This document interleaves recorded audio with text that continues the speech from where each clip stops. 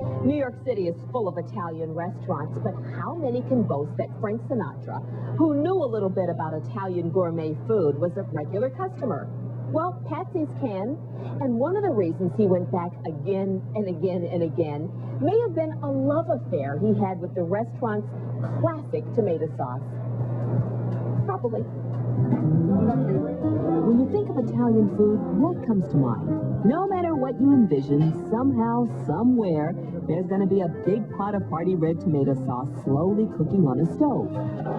Well, at Patsy's Italian restaurant, that scene plays out daily. Patsy's is located on 56th Street in the heart of New York City, founded by Pasquale Patsy Scognamillo. Patsy's restaurant has been around for 59 years. It started by my father and my mother. I took it over. I was the chef for 40 years. My father was the original chef. And the last 18 years, my son Salvatore took it over. Dad taught me how to cook, and his dad, Patsy, was my grandfather, taught him how to cook. And one of the things we're most proud of is that we keep the consistency here. And how do they do that? By using the same menu with the same recipes that Patsy himself used. In terms of the recipe, I know that no dish goes out of that kitchen at all unless it's absolutely the way Grandpa would have loved it. And how he loved it was simple. Use the finest and freshest ingredients available, never compromise on quality, and prepare it the same way every time. At Patsy's. Patsy's grandson, Frank DeCola, is also a co-owner. He, his cousin Sal, and his Uncle Joe make sure that the restaurant keeps up to Patsy's standards.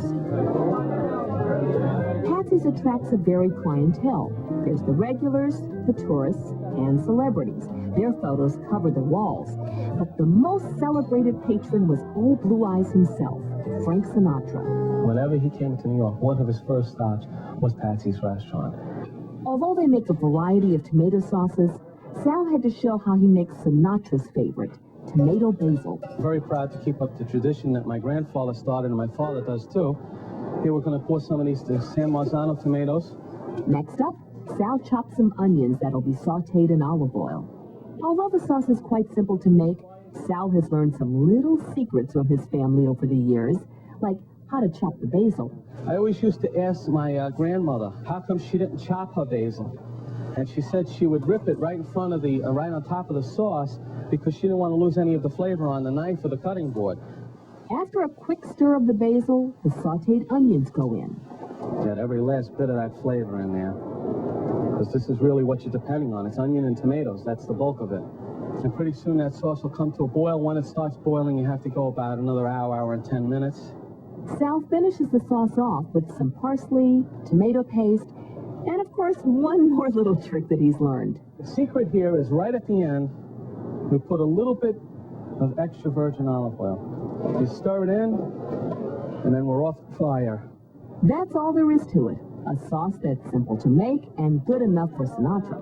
But he wasn't the only fan of Patsy's sauce. We heard it over and over and over again. People said to us, you guys just make the greatest red sauce there is. Why don't you put it in a jar?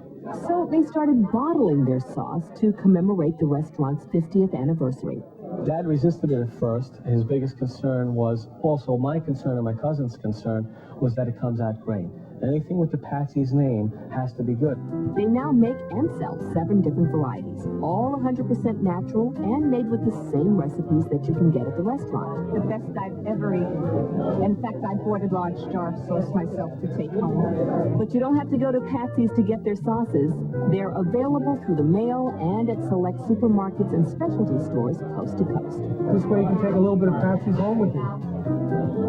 So, no matter if you enjoy it at the restaurant or at your own table, you know you're getting sauce the same way that the Scognamillo family has been making it for 3 generations, just like Patsy.